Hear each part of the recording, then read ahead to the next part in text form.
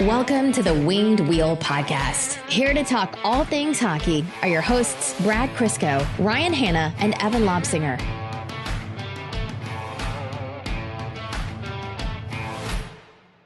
I can't explain to you the amount of nerves I had when the tweets and texts started flowing in saying that the Red Wings had dropped another highlight video and that we were in it again.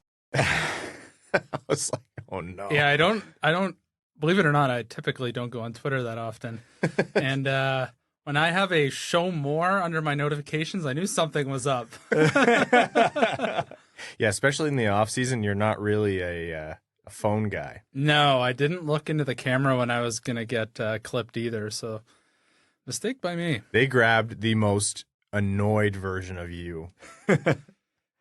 Yeah, they did me dirty, but you know what? No, that's part of being a professional. You know, you got to take those kinds of those jabs from time to time. They did not do you dirty. You were being a little whiny baby about DeBrincat, and you just. And I was right. And you fit into the highlight. I'm the package. man of the people. Yeah, and I was just expressing how the people felt. I'm just happy that it wasn't like Seider 2.0. This one was more Raymond. Like it was all good stuff. So yeah, big sigh of relief. Unreal edit though. Oh yeah, that was really good. Red Wings media team continues to go undefeated. That was. I didn't know I was in it either, and then I heard my voice. I was like, oh. And then I listened to the context, and I was like, okay. How do you think we feel? Good for you. Yeah. All right, folks. Welcome to the Winged Wheel Podcast. Our first episode post the DeBrincat night that was. We obviously recorded and posted an episode immediately after the DeBrincat trade and signing happened. So if you haven't listened to that, go do that. And fun fact, that was the second episode we recorded that night. The first one, straight to the podcast graveyard. Well, here to talk to you about all things Detroit Red Wings hockey, Alex DeBrincat, Red Wings lines, the world of the NHL, and lots more. I am one of your hosts, Ryan Hanna. I'm Brad Crisco. And I'm Evan. On this episode of the Winged Wheel Podcast, we are going to be talking about Alex DeBrincat and how he's going to fit into the Red Wings lineup. More details. Take a look at those lines and see how things might shake out if you consider playing styles. We will be joined by none other than Ken Daniels, lead announcer of the Detroit Red Wings for Bally Sports Detroit, as he offers his insights into everything that's been happening in the Red Wings world, not just DeBrincat, but also the draft and free agency and more. And, of course, we're going to be talking about the Nate Danielson entry-level contract signing that happened today and giving you a timeline on Danielson's possible approach to the NHL, how soon that could come. And then some other small updates around the Red Wings and the world of the NHL before jumping into overtime. Before that, I want to let you know that this podcast is proudly supported by our Patreon supporters, patreon.com/wingedwheelpodcast. If you want to join the Dub Club and go above and beyond to support us, you get benefits like automatic entry into all of our giveaways. Right now, we're giving away an Alex DeBrincat jersey on Twitter, so go to our Twitter page and enter there. And if you're a patron, you're entered twice. The first one, automatic. Secondly, you're given access to our Patreon exclusive Discord, which is a fantastic community talking about everything from Red Wings hockey to the NHL to a pets channel to a foods channel to golf and everything in between. And you also get access to our Patreon exclusive overtime bonus episodes, which record right after these main ones. They're a good time. We let loose, have fun. Evan gives us all of his true feelings in a segment called Thoughts with Evan, which is usually he says, I have nothing, and then ends up talking for 10 minutes. It's a nice little tradition we have. So all of that and lots more is part of what you get for supporting the Winged Wheel Podcast on Patreon, patreon.com/wingedwheelpodcast. When Steve Yzerman said that Alex DeBrincat told him that he had talked to Dylan Larkin about potentially being traded to the Red Wings over a round of golf, I went, that's a bit from Evan. That's a planted bit from Evan to try to espouse the values of golf and how it can help the hockey world. And you're just trying to integrate golf more into this show. It was written in the stars. It was meant to be. Dylan Larkin, the captain of the Red Wings, doing some off-season work, inceptioning that idea in Alex DeBrincat's head, talking about being traded to the Red Wings over 18 holes. I love the chorus of, that's tampering, that's tampering, you're not allowed to do that, that's tampering, from fans, mainly Ottawa fans. And hey, look, if I was a Red Wings fan, I'd be annoyed by reading that too. But if you're surprised by players who are friends from other teams talking about, oh, how sweet would it be if I got traded to your team? Or how sweet would it be if you got traded to my team? It happens all the time. This is the least circumvention type play of all time. Yeah. Anyhow, Alex DeBrincat is a Detroit Red Wing. We knew that last episode. We know that now. It's just as exciting. Let's take a look at where he actually fits into Detroit. Now, Yzerman did his press availability. Nothing really too crazy in there. He did say that it all kind of happened quickly with the trade and signing, which I thought was funny. Yeah, I made the same face, Brad. But in general, it was what we knew to be the fact the entire time. DeBrincat wanted to come to Detroit. He didn't really have to pitch Alex DeBrincat on anything. That's all as expected. DeBrincat, said all the right things. He's wearing 93 in Detroit, so picking up the mantle of a former Red Wings hot goal scorer in Johan Franzen. So that was fitting. Also, his brother's birth year, and 9 + 3 = 12, which is what he wore before. So that's that. In terms of where he's going to fit into the Red Wings, we did a little bit of this last episode, but there's been a lot of conversation. I believe Max Bultman wrote a really good article for The Athletic Detroit where he gave his breakdown, and folks have been asking us, what's the actual insert going to be for DeBrincat into this lineup, and how does that affect other players like Lucas Raymond, David Perron, and others? So in your mind, what would you like to see, and what's most realistic? At this point, I can't even speculate on what's most realistic because last year, Lalonde did not really have any prolonged periods of a super healthy team, so we don't know what his preferences are, whether it's to stack or balance. My preference would be to stack. I don't think the Red Wings have enough top-end talent to compete with other top lines around the NHL, but they have 3 guys who probably can. So to me, you default those 3 guys to that line, and then you match firepower with firepower. Because you've got Dylan Larkin, who plays such a good 200-foot game. He can definitely pick up a bit of the extra defensive load for a guy who necessarily doesn't, like Alex DeBrincat. And Lucas Raymond on the other side has a better 200-foot game than he gets credit for, so he'll definitely help out there. And you put those 3 together, and if we get the progression from Raymond this year we expect from Lucas Raymond this year, that could be a dynamic line. Like a threat everywhere in the offensive zone and a threat in transition, which is, something the Red Wings have been lacking for a while. Even when they had Bertuzzi wasn't great off the rush a whole hell of a lot. He'd pull out like one unreal move every 2 weeks just to kind of keep us satiated with him in that part of the game. But the Red Wings have a ton of depth, and they have enough depth to be able to cobble together a second line that, don't get me wrong, won't be good by league average standards, but good enough to muddy the waters for the second and third lines they're playing against. We saw Detroit, though there are many flaws last year, were able to stifle the other teams offensively regularly. So if you can put together a top line that can then hopefully more often than not outscore the opponent's top line, that is a recipe for some wins. A lot of things have to go right, but we know that. Compher can't regress. Copp can't regress because they're going to have to carry the 2 middle pair lines. And I'm not even going to call it line 2 or 3 because I think however you shake down that middle 6, they're going to be 2 very similarly talented lines. Mm-hmm. So when you have the ability to at least do that, yeah, stack the top line. Throw your power out there. I understand the maybe concerns with stacking the top line, especially I think the way some folks have outlined it, and I think Max outlined it, is that's a lot of defensive responsibility, and it might drag down Dylan Larkin's game to have him take up all those responsibilities.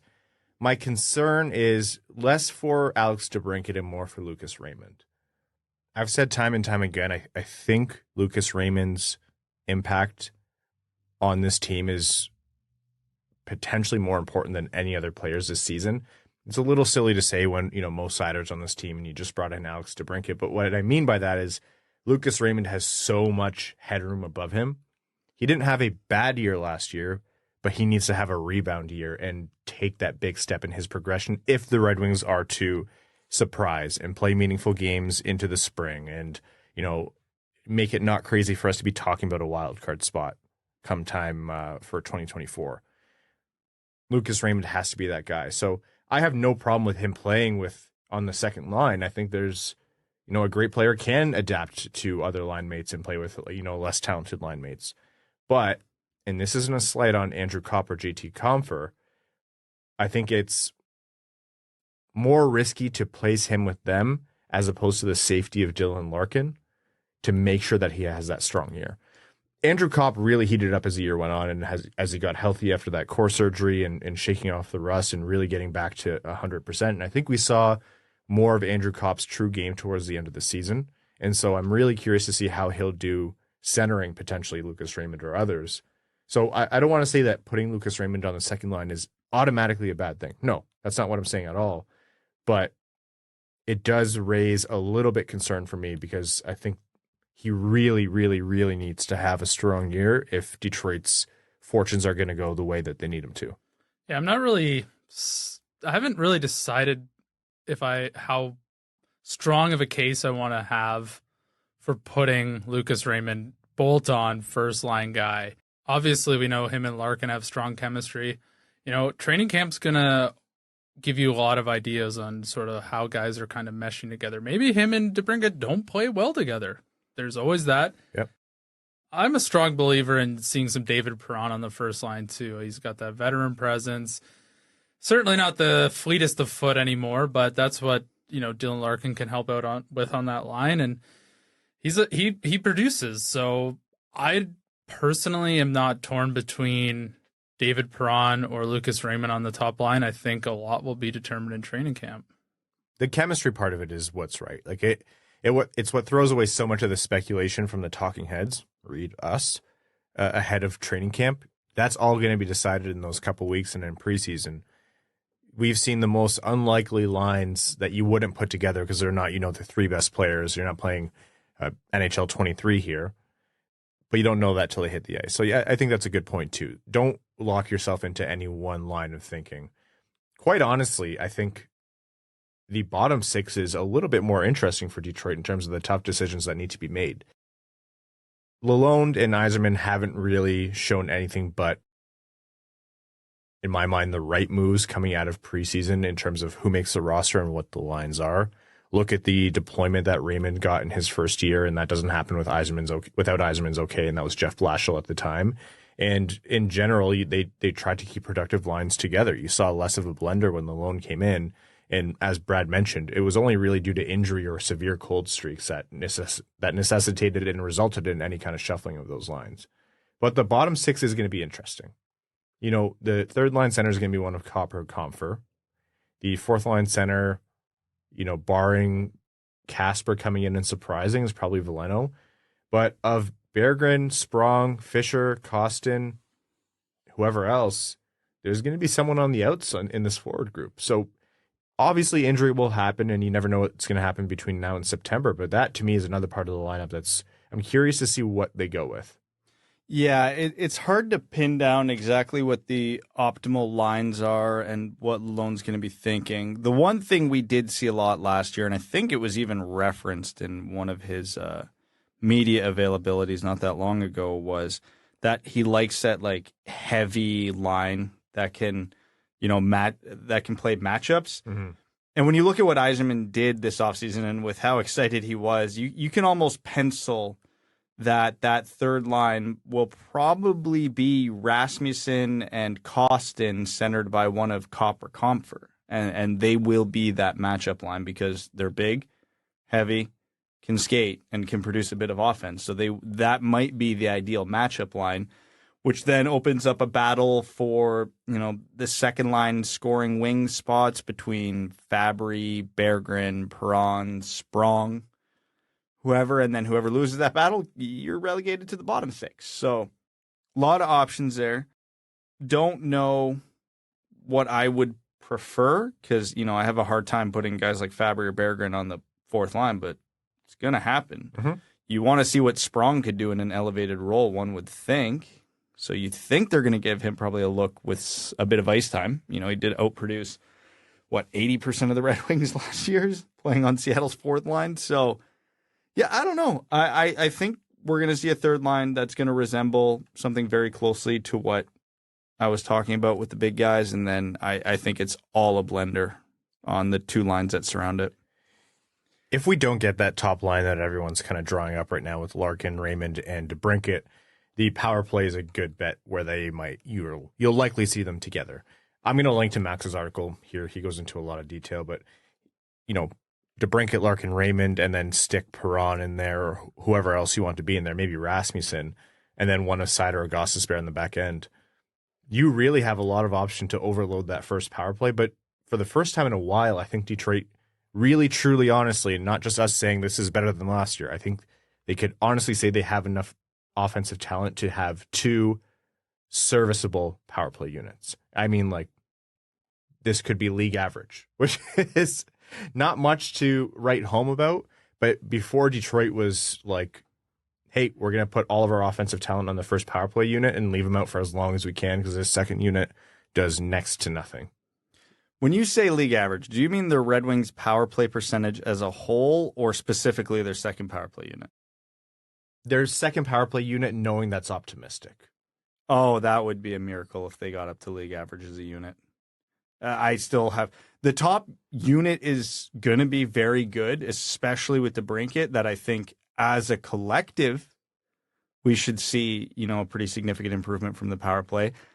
I don't know how much of that the second unit's going to be dragging along. Shane Gostisbehere is going to make a huge difference. That's there. what I mean, though. Yeah, between Gostisbehere, Sprong, Berggren, the ingredients are there for a competent unit. Like, they won't be laughably bad like they have forever. But I don't see them, kicking any walls down or instilling fear in their opponents. At least not anywhere near the level that a DeBrincat, Larkin, Raymond across the middle could. And how many teams actually play their second power play unit all that much? Like, you see the top teams, like, their number one power play is playing a minute 30 every single time. So, to me, it's not you want your second power play unit to chip in offensively. Like, you're not putting them out there just to go for a free skate. But to me, they don't have to be this world beater of a unit. They chip in once in a while. They help keep the power play average up there. I think that's all you really need to ask for them because the top line should be eating the majority of all the power plays. That was probably pretty optimistic for me to say the second power play unit could approach league average. The Red Wings were 17th in the league at 21.1%. So they came... Honestly, that's way better than I thought they were. Yeah, they came in down the middle, essentially. So for the second unit to be that productive is probably asking a lot. But I do think in general it should help that, if something gets cold on their first unit, you plug somebody new in. You don't, you're not shifting all the weight to the second power play unit. You can pull in a Berggren for a different look. You can switch out Seider and Gostisbehere. Maybe that opens up something different. Like, it's nice to have a little bit of depth to provide some different looks. Yeah, and if we have an instance this year where Lucas Raymond refuses to shoot the puck from the right side, which he did for stretches of last year, Daniel Sprong seems to be a pretty trigger-happy player, so you can always make that switch, and then Lucas Raymond on the second pairing, maybe you put him on his off wing, and that opens him up to be a little more, trigger-happy himself. Do you see any surprise players cracking the top 6? I just mean 5-on-5 here. Patrick Kane. Go ahead. No, I don't know if that's real or not. Should I look at the camera? Yeah, go for it. Patrick Kane. Clip that. Outside of, the centers, I think everything below Raymond and DeBrincat's wide open on this team. I think we could probably pencil in Perron. Yeah. But literally pick any other winger on this team and put them opposite him on the second line, and I'm not even a little bit surprised. Rasmussen, Fabbri, Berggren, I could almost guarantee we see all 3 of them in the top 6 at some point. Sprong is another one. I am hesitant with Sprong. I really like the idea, but I still want to remember that he's a guy who played under 11 minutes, 30 seconds a game last night. There's no reason at all for that. Seattle is a much better team than Detroit, and so that will be part of it. But I think he's really going to have to earn his way up the lineup. He doesn't have the pedigree of a guy who plays 17 to 18 minutes a night or anything like that. I would love to be wrong because I think it would be great to have a trigger man in the top 6 like that. Remember how last year Dominik Kubalik had significant stretches on the Red Wings' first line? Yeah, Sprong outproduced him last year. Or was at least in the same ballpark at worst. And I really like Kubalik's game. Yeah, and Kubalik was probably playing roughly 37 more minutes a game. Before anyone goes and checks, yes, that is a joke. That top 6 it's going to be the chemistry factor in here. And this all is just not even counting. What if Mazur makes it impossible to keep him off the roster? What if Kasper makes it impossible to keep him off the roster? And we're not even talking about... Someone's got to get waived at that point, right? Well, injuries are going to factor in. Yeah, that's true. 13th forward, so you never know. Okay, there's going to be a lot of speculation about the lines as the offseason rolls on and we get closer to training camp. But for now, why don't we jump to a quick break? And when we're back, we are going to be joined by Ken Daniels, lead announcer of the Detroit Red Wings with Bally Sports Detroit. Always great to catch up with Ken. He's going to talk to us about Alex DeBrincat, the draft, the free agency period, and lots more, also including the roast and toast of Tomas Holmstrom and Nicklas Lidstrom. So stay tuned, and when we're back, Ken Daniels. This episode is brought to you by Manscaped.com, the global men's lifestyle brand that's disrupting the beard market. Hockey and beards are synonymous, and if you followed us for a while, you know that Evan and I take great pride in our beards while Brad does his best Crosby impression. Now finally, Manscaped is launching a beard trimming and styling routine. Now what I have here is the Beard Hedger Pro Kit. Your facial hair really sets the tone for the entire postseason, whether you're contending for the cup or sticking it to your old school GM. The Beard Hedger trimmer has a powerful 7,200 RPM motor and titanium-coated T-blade that can cut through the thickest of hair in a single stroke. Whether you prefer a 5 o'clock shadow or a lion's mane, you can choose from 20 different hair cutting lengths with the zoom wheel that only uses one guard. The beard trimmer is waterproof, cordless, and rechargeable, so you can trim in the shower to save time and create less mess. Manscaped also created dermatologist-tested beard care products to help you grow and nourish a magnificent beard. The Beard Hedger Pro Kit includes the Beard Hedger, beard shampoo, beard conditioner, beard oil, beard balm, the travel case, and a free gift. To get all that and more, simply go to manscaped.com today and get 20% off plus free shipping when you use promo code WWP at checkout. That's 20% off plus free international shipping with promo code WWP at manscaped.com. Join over 8 million men worldwide, including us three, who trust Manscaped today. Ken, we're here for your victory lap. You were the first one to call Sandin Pellikka to the Red Wings. You did it on our show, so it's time for you to come on here and take that victory lap. I'll take the victory lap after I give you guys yours, because I couldn't be more proud. You're like my children, for goodness sakes, and you could be, but you're too smart for that. To be where you're ranked now, among podcasts, I think that is wonderful, and for what you've done for the foundation. So really proud of that, and congrats for all you guys have done for us and for Red Wing fans. Just the knowledge that you share, and we have to put Prashanth in that too, and Max Boltman who comes along. So wonderful to hear that news about all of you. And certainly with Axel Sandin Pellikka, when I said it first on yours, and then when the Red Wings, we knew wouldn't win the lottery, and I did a piece for Bally as soon as we were 9th, and I was, naming off a bunch of those who could be in that position. And the one that I remember saying is, I really love Axel Sandin Pellikka. So at that point too, I thought maybe the Red Wings, we all knew, needed a right-hand D, and they also needed help down the middle, obviously. So I thought, would that be 9 and 17 defense first? I maybe thought so, but obviously they liked Danielson enough. And any name that's Daniels and Son in it, I love that for number 9. And I'm glad they got Axel Sandin Pellikka, and he was still there. That's perfect. And you know what? Because Mick got his prospect earlier with Red Savage. Right. And Redmond Savage. So it's good that you both kind of have your prospect to attach your names to there. And I'm really hoping that Redmond Savage, if someday he makes the Red Wings, gets number 20. I put it out there before. Let's hope, first of all, he makes the Red Wings at some point down the road, and then we'll worry about the number. But I think he should have a number 20.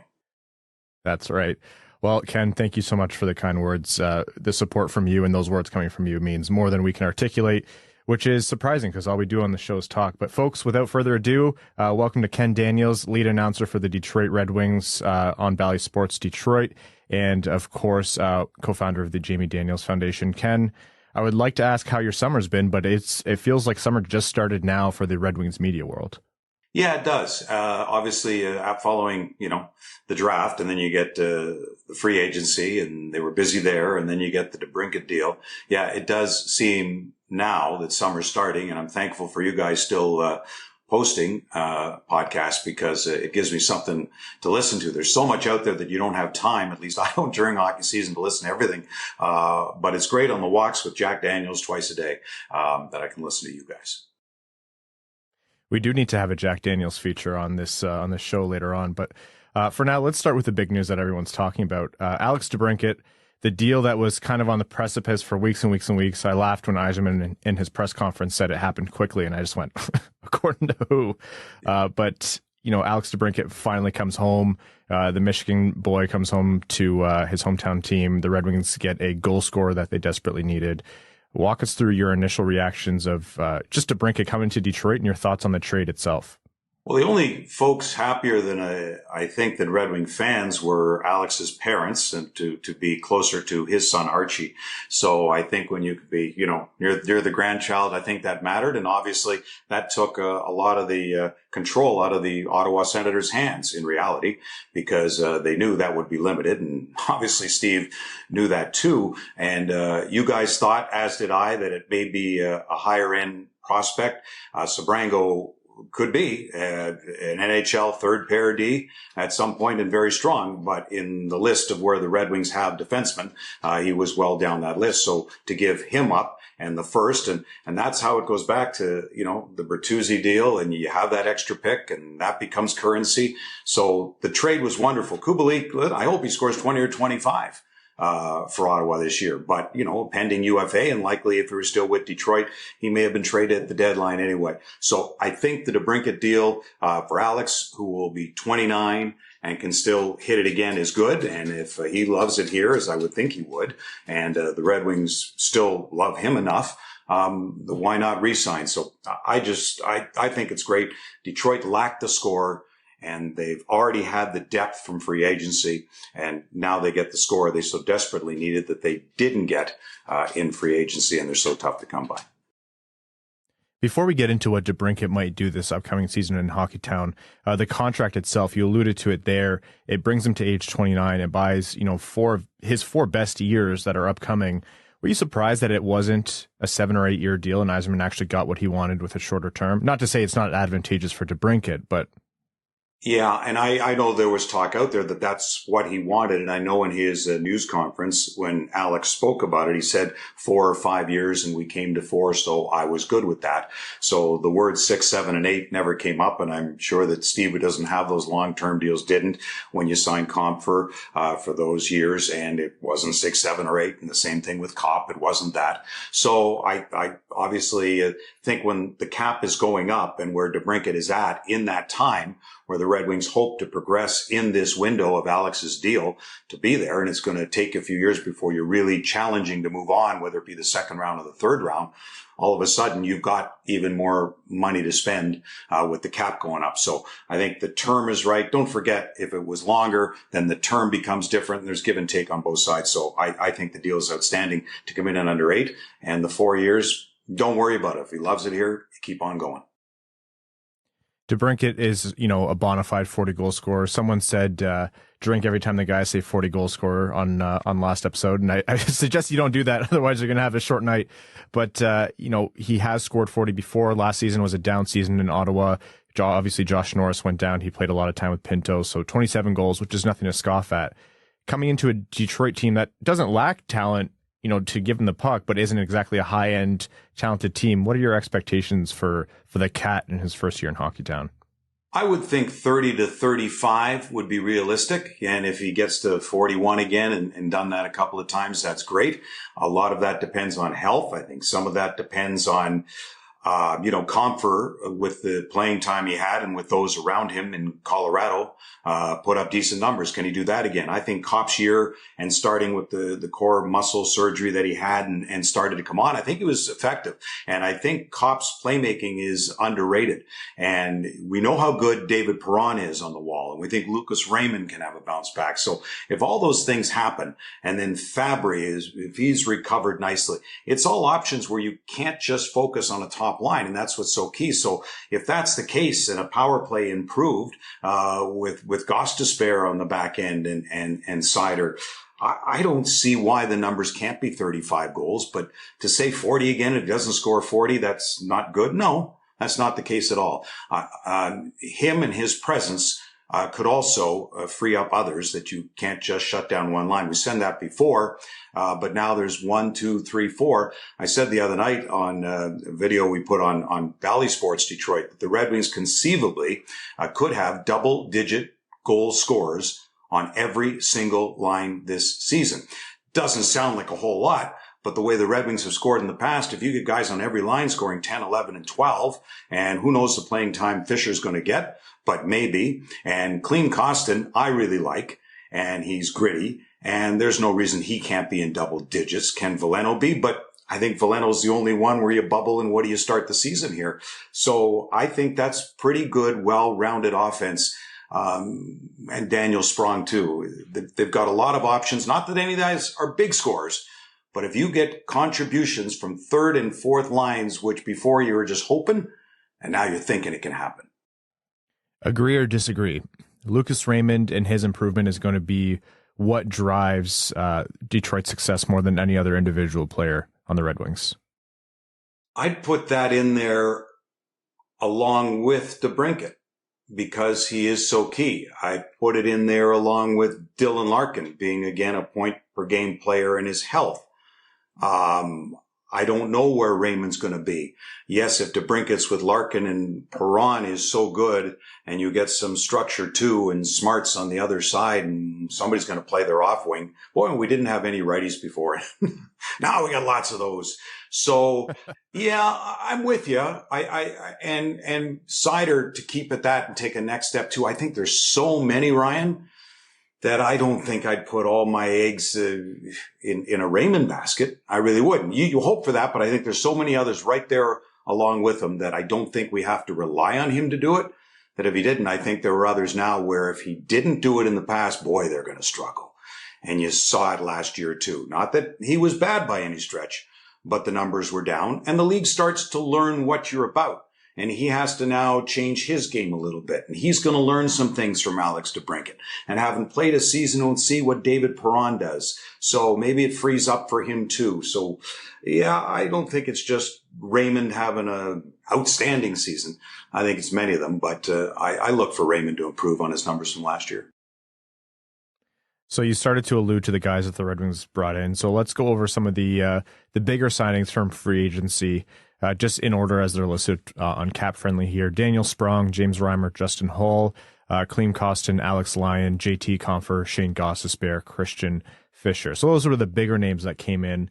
So what were your overall thoughts? Let's start with, JT Compher and Justin Holl, who were 5 and 3 year deals respectively, which the Holl one especially kind of surprised people. What were your thoughts on those two guys coming in? Well, if Justin Holl can be the next Larry Murphy, we'll take that. A guy that Toronto certainly had no use for, but the rest of the league did, including the Red Wings. And Murph was great. For some reason, Toronto just likes a whipping boy. I saw a lot of Justin Holl, and I think he's capable, prone to mistakes, sure. So is everybody. But I'm just looking at, without the pressure of Toronto and in that spotlight of Toronto where the nerves are racked. And if you ever listen to the radio in Toronto and you know it and you hear it and you read about it, hopefully they don't, and it's everywhere. In Detroit will be an easier time for him and just have him settle in.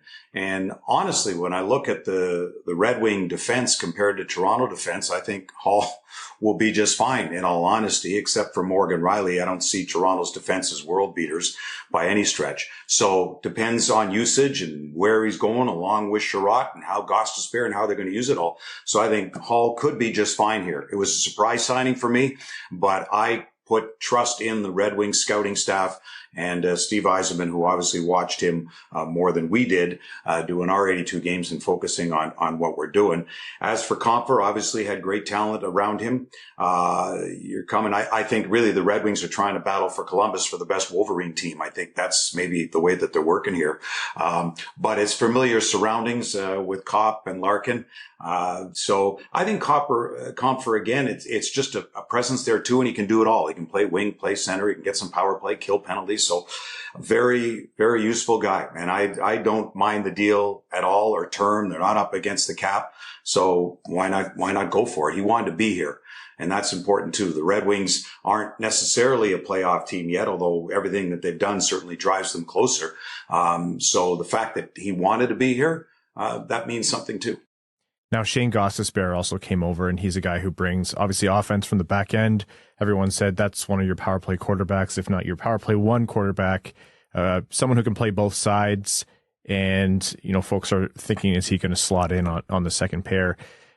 Were you surprised by the Shane Gostisbehere signing, and how important do you think it is to kind of build that defense behind Mo Seider if he does end up on the right side? Oh, really important. And especially for power play and what Gostisbehere can do. And I remember the game we did at Mullet Arena, because I can't forget that, because what a fabulous place to watch a game. I don't know if Arizona is going to be there beyond next season, but I'm looking forward to going back there because we loved it. And I remember and watching Christian Fischer too. You noticed him. And Gostisbehere, you noticed him. And I know I said to Ozzy, and we were talking during one of the intermissions, and we talked about him. And he was prevalent. And you think, okay, it's Arizona and where they're at and playing time, whatever. But I think they're okay. And they made a lot of moves this offseason too, to probably improve. But the way that he can move the puck, and if you're going to struggle a little bit on the defensive side of things, okay. But I think what Shane Gostisbehere can add offensively on a one-year deal, I think is great. It's a good move and provides the depth and gives more offense from the back end, and a guy can move the puck. Certainly better than what they had and what they lost. I think Gostisbehere is a nice addition on a very short deal. Detroit's, short but exciting playoff hopes last season ended on that 2-game stretch against Ottawa. We all know that. We all watched those 2 games where Brady Tkachuk essentially bullied the Red Wings into submission over those. It was just 2 consecutive back-to-backs. Now, how much do you think that informs on Yzerman being practically giddy bringing in a guy like Klim Kostin when he got him for free from Edmonton? Well, they had to buy out Yamamoto's contract, really, to get his rights. And even bringing in some more productive depth in Christian Fischer, who you've alluded to. Do you think those games informed on how Yzerman kind of wanted to build out the Red Wings' depth?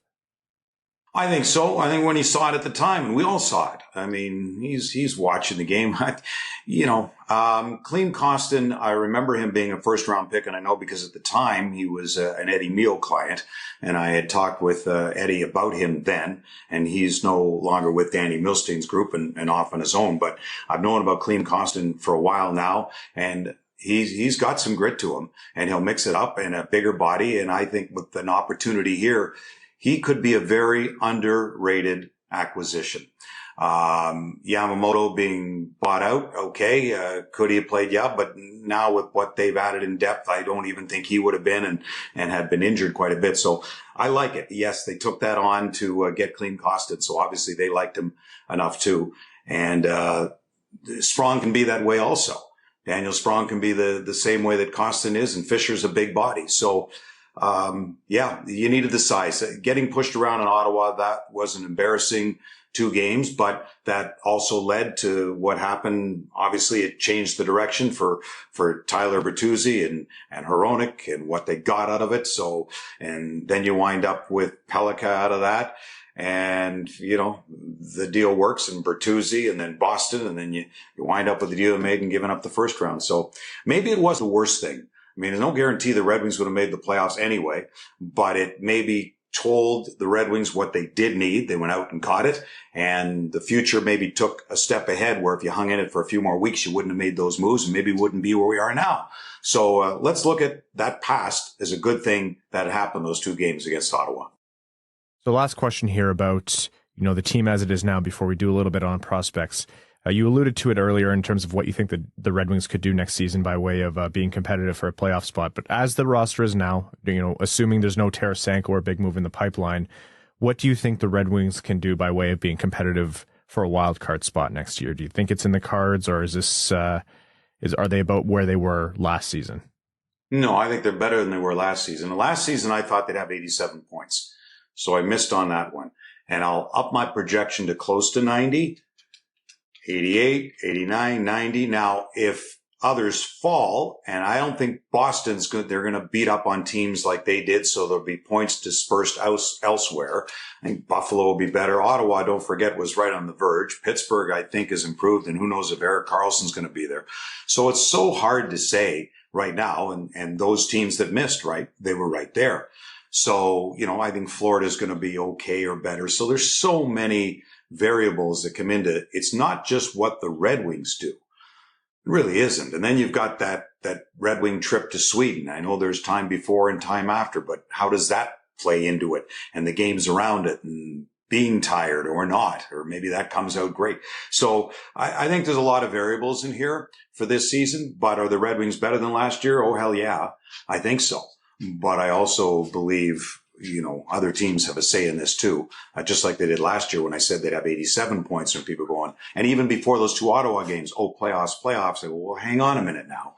And not that the 2 Ottawa games, well, they ended up being the be all and end all, but, it was literally the end all actually. But I thought, okay, maybe they're hanging in, but I never thought playoffs were realistic. And again, that's not a shot at the Red Wings. It's the other teams in a very competitive Atlantic and a pretty darn good Metro.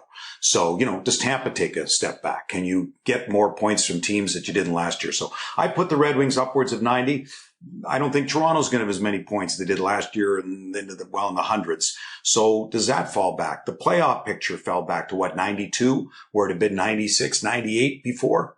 I don't know how it's going to play out, but I think the Red Wings are legitimately in the chase if they're healthy this season. Okay, a look to the future. The Red Wings took Danielson and Sandin Pellikka, which you covered at the top of the interview. They filled a need at center. They filled a need at right D now that Hronek's gone. Obviously, you love Sandin Pellikka's game, as you told us months ago. And then also considering all the prospects in the pipeline, they didn't lose any high-end guys in that trade. And so we got to watch Lombardi, Mazur, Kasper, and everyone at the development camp. There's a lot of a roster ahead of these guys. They're going to have to earn their spot, which isn't new as Steve Yzerman, but what do you make of the Red Wings a prospect core, especially with these 2 new premier first-round picks added just a few days ago? Well, I think it's wonderful. I think the Red Wings are really deep in the pipeline. And it was surprising to me that only Donovan Sebrango was the one to go. The only knock on Sebrango, I guess, was his skating a little bit. The way he skated always struck me as a little different, but that besides the point. He's not a Red Wing prospect anymore. But certainly when I watched development camp and you see Carter Mazur and you see others, you go, that's a player. And he's putting on weight and he knows that's the main thing that he has to do. And he talked about eating well. And what he likes to eat. Kasper, you can see it coming. And I'm sure at some point he's going to get some games this year. And again, it depends on health and Mazur too. And boy, Mazur loves to just be as Mick would say, a major SD, or I'll say a shit disturber, cause that's what it means. And that's okay. I'm going to love it. I don't know if he's as good at chirping as Kirk Maltby and some of the guys were. That'll be wonderful. Maybe he is that type. And don't forget, Maltby was a 50 goal scorer in junior, right?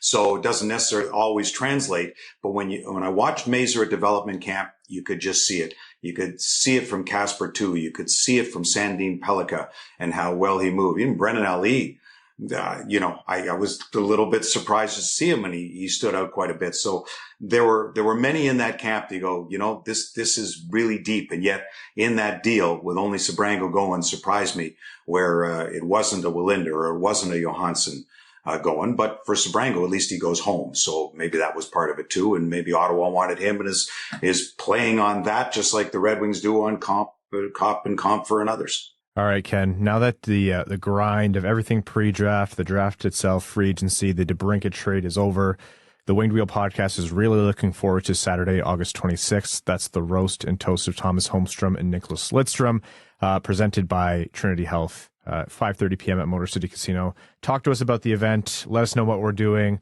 why it's a roast and toast, and what folks can look forward to there, especially with the auction. You have a list of great items.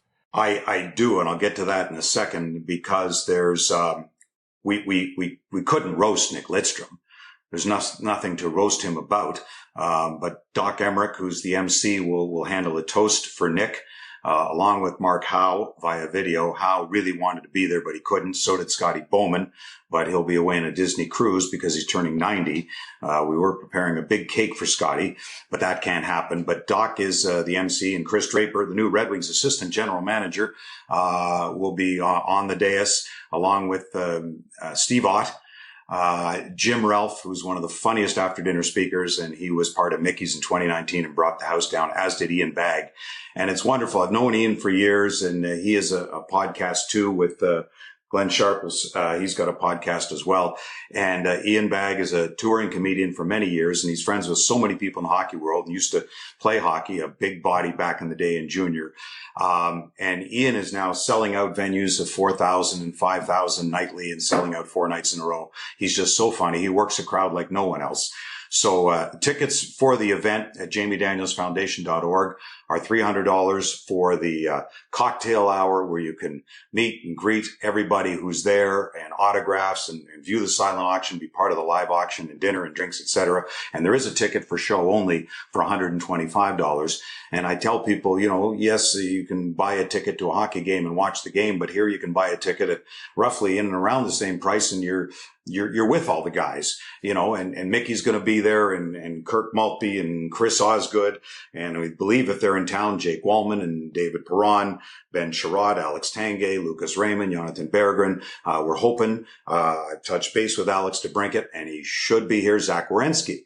Even we don't mind the opponents too, if they can be here. I'm hoping Todd Bertuzzi, if he's in town, not Tyler, although I did reach out to Tyler. I'm not sure Tyler is going to feel so welcome here anymore, but I told him, Tyler, if you want to be here, you can be. So many of the current Red Wings will be here, and former Red Wings, and it's just going to be a fantastic night. The live auction items, one of them, we've got a courtesy of Delta Airlines, and Delta's jumped on board as one of our sponsors along with Trinity Health, and we really thank them, is a trip to Nashville for 4 people. Okay, 4 airline tickets for a Red Wing game in Nashville, courtesy of Delta. And then courtesy of Barry Trotz and the Predators, we've got 4 tickets to the game. And courtesy of Bob Kaiser, and not Bob who does the Grand Rapids Griffins games, but another one, and pronounced a little differently. A friend of mine, Kaiser Gallagher Corporation. He's also given us a dinner for 4 at Bourbon Steak, and 2 executive suites for a couple of nights at JW. So I would say that's a pretty good trip on a live auction item.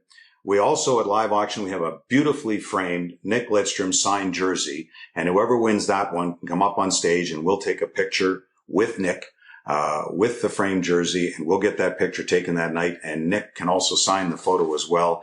Live auction item also at Grego's, one of my favorite restaurants in downtown Detroit.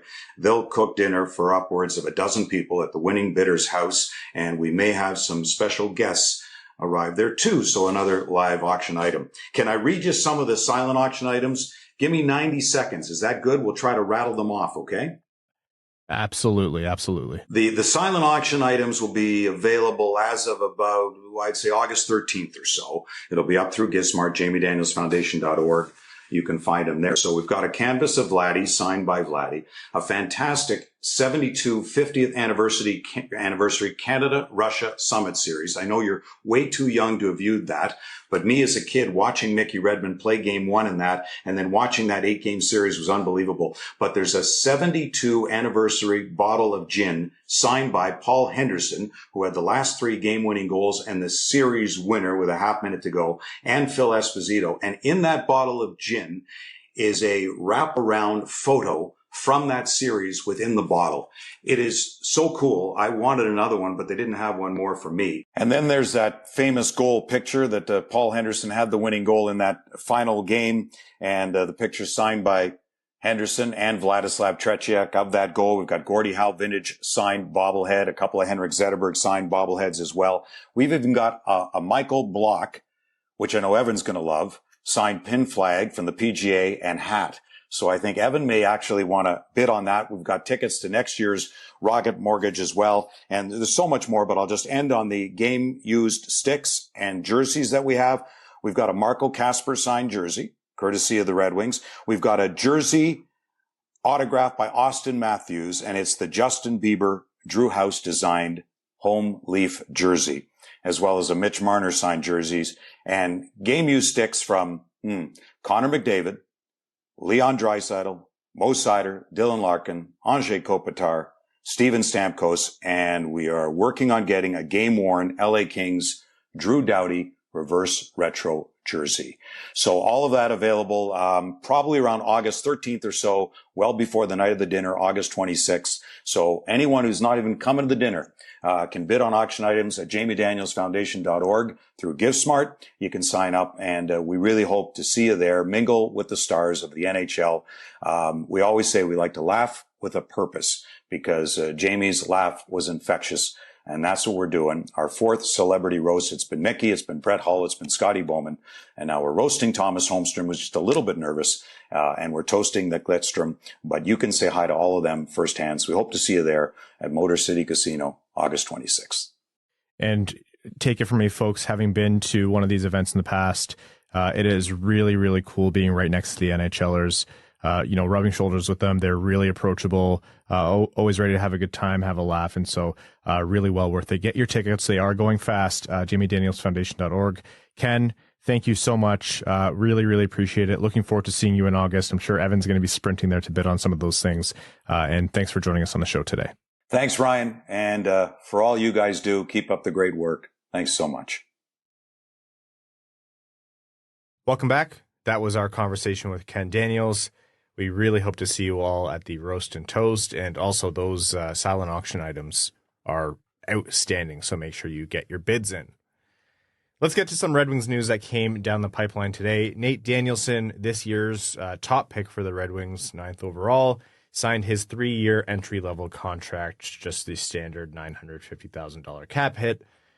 Oh, thank God. I was getting a little worried there for a second. You thought they might break the rules and, break the cap? Yeah, I wasn't sure it was going to happen, Oh, yeah. I know. A little worried there for a moment. So Nate Danielson, obviously a CHL player, Canadian player out of the WHL.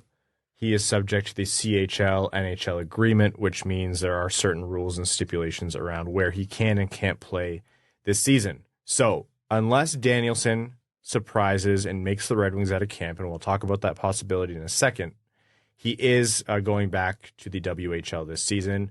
It's his 4th season in the CHL, and after this season, he'll be eligible to play in the AHL next season. So he also turns 20 next year, and this is his 4th CHL season. So for those two reasons, he is going to complete the fulfillment for the CHL side, but for this upcoming season, he is not eligible to play in the AHL. So for fans who remember Michael Rasmussen, that whole thing where he had to play in the NHL before he could play in the AHL, this is a similar situation, but it shouldn't affect Danielson's progression too much in my mind. No, Danielson being a late birthday in the draft is a little bit different than Rasmussen's situation, because after Rasmussen was drafted, he had 2 more years before he was eligible for the AHL. He went back to junior for 1 more year. And unlike Danielson, Rasmussen is built like a monster. So he physically dominated that league to the point where his development felt almost stunted there. And then he had to get rushed to the NHL, which also turned out to be a bad thing. Won't have that issue with Danielson. We can almost write it in pen that he will be back with Brandon this year. He will play almost 32 minutes a game for that team probably, and hopefully have a huge season. And then the year after, go to Grand Rapids, get his feet wet there, and then hopefully the year after that is a full-timer in Detroit. What are the chances, and just for the sake of conversation, what are the chances he comes into camp and surprises? Based on what you know of Nate Danielson as a player, late birthday, he comes into camp, makes some noise, and let's say, what are the chances he makes the roster for a few games, and what are the chances he actually makes the roster and sticks, based on the Red Wings now and Danielson the player? Do you want my optimistic view? I want your view. I'll give you my optimistic view. Slim to none. And the optimistic part is slim, because the real me thinks it's none.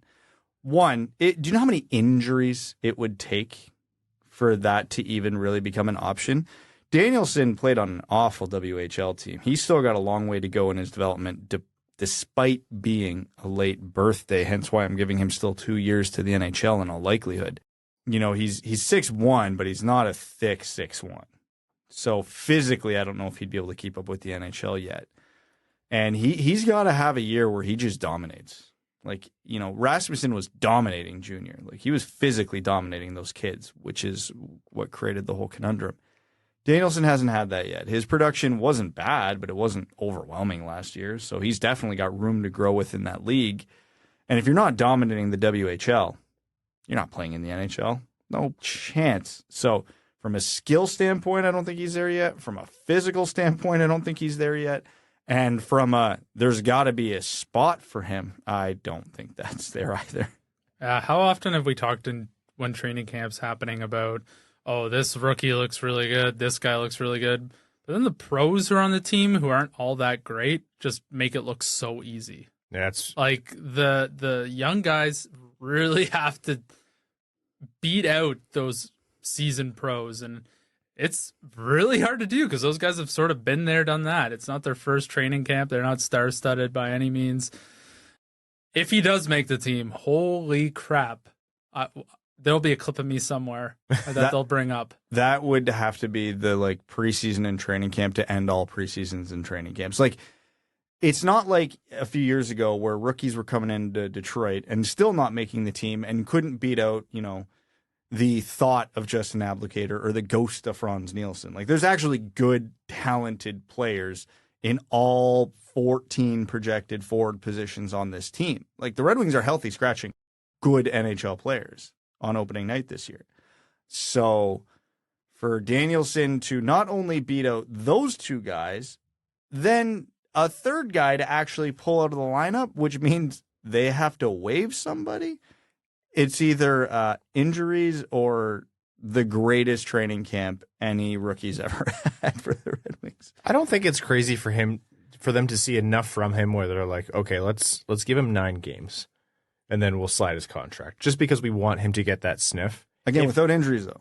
How many players are waiver eligible right now? If he does enough and the injuries are there and this, the other big and here is, Carter Mazur is probably going to come in and make a lot of noise. Marco Kasper is going to come in and make a lot of noise. You don't know what all of these talented players. We keep talking the Red Wings have one of the best prospect pools in the NHL.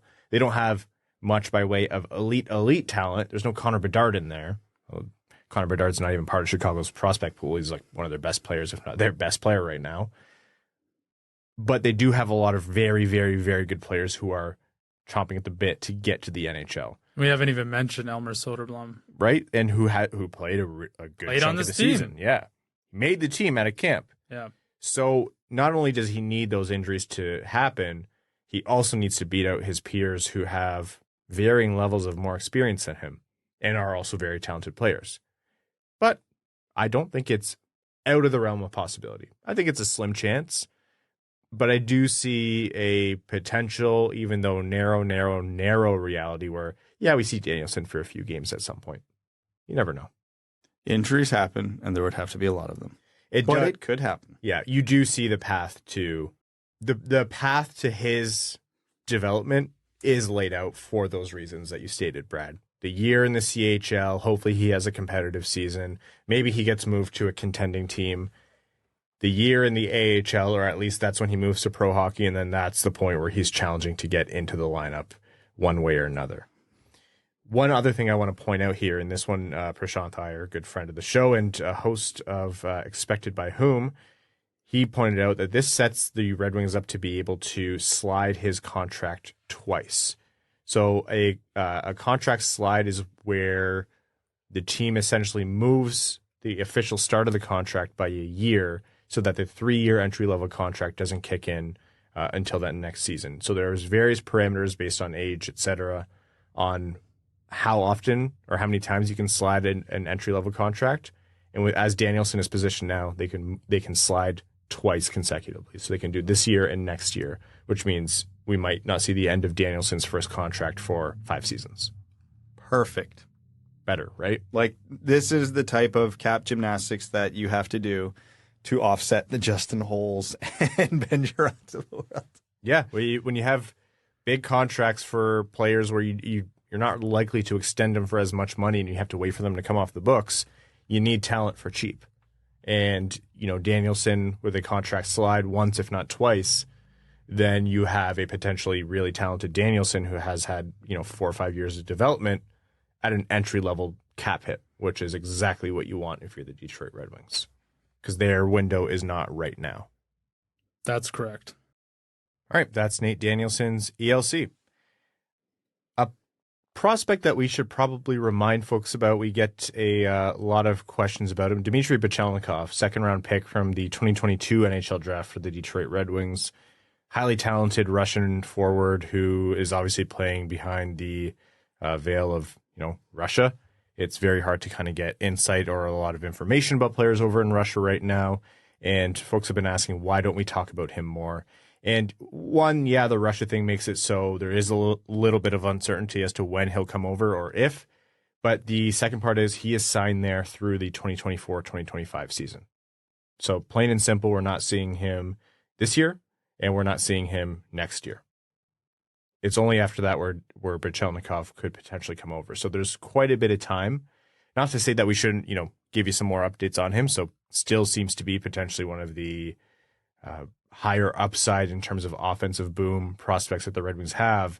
You're just not going to get the same kind of hype around him that, an Amadeus Lombardi will have, because he comes over, participates in the development camps, plays for Flint. So it's all very local. Meanwhile, Buchelnikov is like, you don't get this guy free from Russia for another 2 seasons.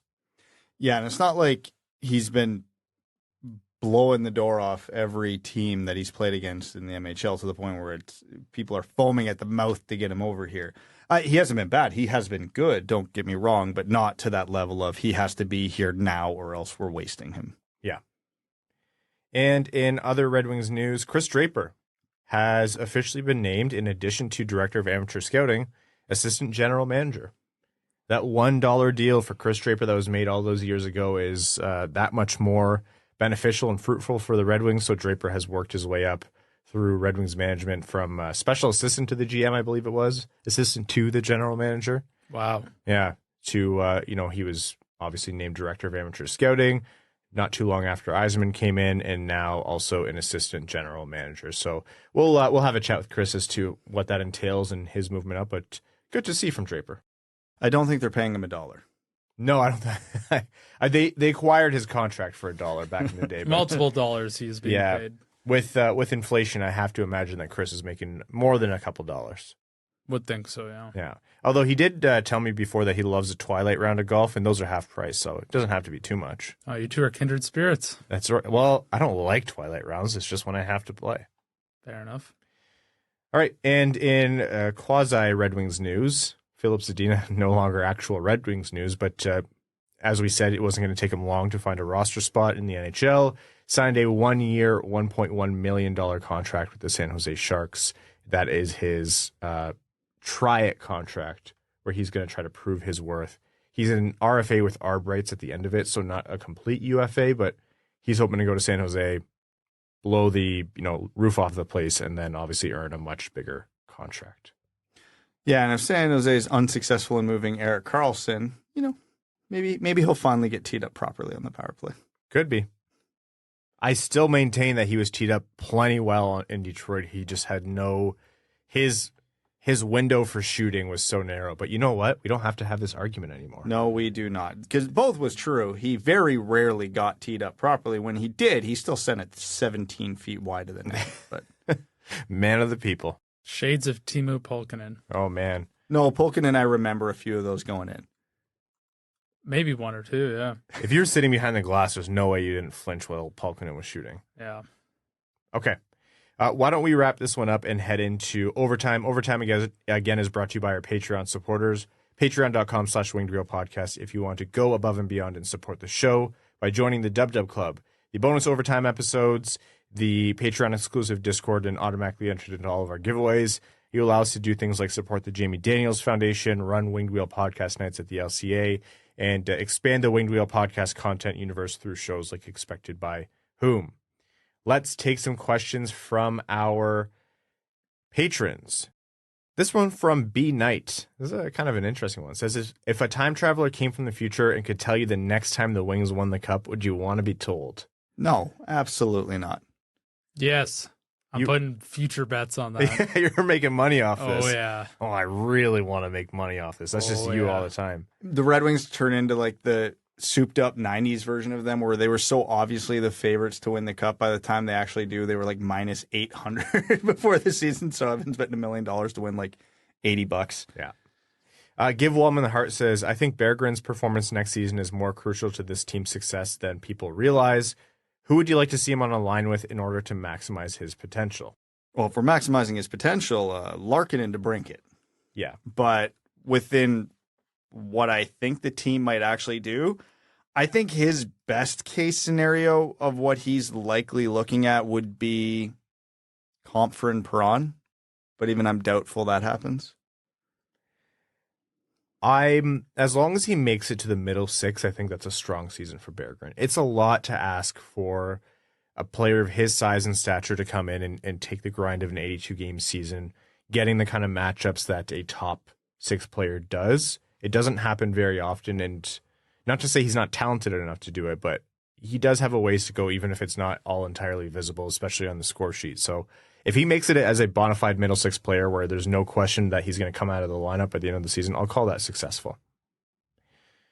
Okay, this one from Beer League Defenseman says P88 or P92. Can you break down both curves for a newer player, and which would you recommend? Also, I have a tendency to send my shots over the top of the net from all distances more frequently than I would like. Any tips to keep them down? Brad, equipment is you. Okay, so I will give you a bit of, inside baseball here. P92, not only because I think it's a better curve, it's the one I use myself, because most brands are discontinuing P88 on a lot of their models because it is not a popular curve anymore, and P28 and P92, or P29, it's the same curve from different brands, are 90% of retail sales. So you might as well get used to one of those two because you're going to be using them forever. P92, mostly a mid curve with enough hook in the toe that when you develop a proper, toe release shot, like the modern way of shooting, it'll work very, very well for you. But it's not too big of a curve like the P28, so you can still get a usable backhand out of it. And P88's a little easier to control, but it also has less advantages to it. So I don't know. I'll leave it this way. The most popular curve in the NHL are P92 and variations of the P92. So I trust the NHLers more than I would myself. Merrick says, hey guys, with all the talk about playoff chances, it has me wondering, how many more seasons can we really expect Tampa, Boston, and Toronto to be playoff locks starting the year? Boston may lose Bergeron and or Krejci this year, and Tampa has been bleeding talent from the cap squeeze. So Tampa has lost a lot of talent, but one thing they haven't lost is many, if any, of their premium players. Vasilevsky, Kucherov, Stamkos, Hedman, Cirelli, Sergachev, Point. They're not going anywhere anytime soon. I think Tampa's floor is very high for a long time still. Are they going to be cup winners every year? No, you can only lose so many McDonoughs and Killorns before, it kind of brings you back down to the pack. Toronto is interesting because the core of their team isn't old. So they, in theory, should also have a high floor for a pretty substantial amount of time. But there is a lot of interesting contract situations. So Toronto could either hold this up for another 5 to 10 years, or they could be done by next summer. I don't think that's particularly likely, but it's possible. Boston is the big. They could go off a cliff any season now. They're on the precipice, depending what happens with Bergeron and Krejci, and can Allmark repeat. They probably still got a couple more good seasons in them because Pasternak's not going anywhere, although he's going to be taking up a substantial amount of the cap now. Marchand's well into his mid-30s. McAvoy's still relatively young, but if anybody's going off a cliff soon, it's the Bruins. Jonah Blatt says, howdy fellas, obviously over the moon that we have someone who's able to score at an elite clip, but as you guys have said, there's more that needs to be added in the goals department. What do you think that ends up looking like? Are we hoping that Raymond, Kasper, or one of the other kids provide it? Or do you think we'll have to be active in the 2024 UFA market for a pretty good but not elite goal scorer to fill the void? Okay, I hate free agency. You almost never get good value in free agency, but it's an option. Free agency is kind of where you go to get your depth more often than not. Because the actual good top-end players, they don't make it to free agency. Their teams keep them, or they trade them in a sign-and trade because they're going to maximize value. But yeah, the Red Wings do not have enough premium offensive talent in their system to rely on just their system. Yes, they need Danielson, Kasper, and Mazur to hit. They have to. It's unfair to put that much pressure on those kids, but they have to. But they are still at least another Alex DeBrincat away in trade or free agency from really, truly contending. And I think whoever the next Alex DeBrincat you get is probably needs to be better than Alex DeBrincat. I'll say the answer is yes to all. They need to add more, and that the growth has to come from within. For the points Brad made, it's not likely that you're going to get all of it from one player. The draft might provide it. You don't know what Buchelnikov is going to be like when he comes over, that type of player. Something else needs to happen. Free agency is a longer shot, but you can use it to add incrementally. So I'm not necessarily certain that it needs to be another DeBrincat, but the sum has to be at least that. And the Red Wings don't have a lot of leeway by way of saying, oh yeah, Raymond can suck, or Raymond can be 60% of the player we thought he could be, and all of a sudden they're still just fine. No, they really need their most important players to pan out. Upper East Sider says, any concerns that a DeBrincat, Larkin, Raymond line may be too small and prone to bullying? Have you watched Dylan Larkin? He doesn't get bullied. No, but he takes too many penalties, but that's kind of the opposite of the particular problem presented. But if both of your talented wingers are getting pushed around, I don't think that's an unfair concern. No, but odds are they'll mostly be on the ice with substantial defensemen. Yeah. Giant sequoias at the blue line. Like, who's the smallest defenseman on this team? 6'1" Olli Mata? Yeah, when Sandin Pellikka makes the team, he'll be the smallest defenseman. Yeah. Angelo says, how's it feel to be in the Red Wings social media crosshairs pretty officially now? And would you guys do an hour in-person interview with Stevie, but for the first 30 minutes, it's him asking you for reasoning about every time you questioned his moves with an Arizona lost death stare? Hell yeah. Let's do it. If that's what it takes, we can handle that. Yeah. You could. You have a steely face. You deliver a Stevie cold stare like no one else. I've had people more mad at me than Steve Yzerman was mad about the Red Wings in Arizona, so I'll be okay. At you?